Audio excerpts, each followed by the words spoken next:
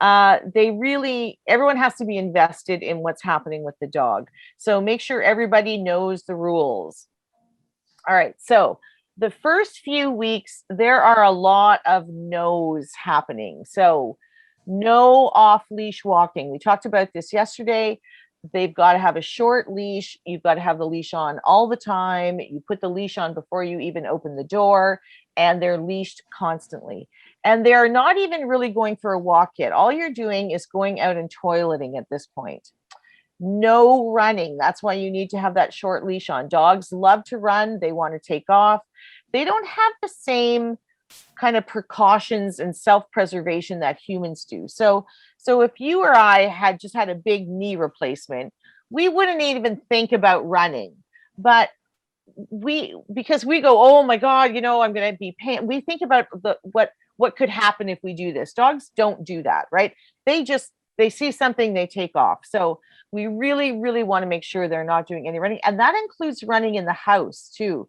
So you want to make sure they're in a smaller area so that they can't run after the cat or run after the kids. So be very I think that's careful. so important. Just did a lecture about puppy exercise and myself dividing exercise to in the house, in the garden, considered exercise, and exercise where people don't go, oh my God, that's exercise. I already thought about it. It's just a whiz to the shop, or they're just popping out to the car, or whatever it might be. But do think about those things in the garden, in the house, considered exercise, and those things that kind of slip through the net and is still exercise, but they don't fall into a category. Be aware of all of it.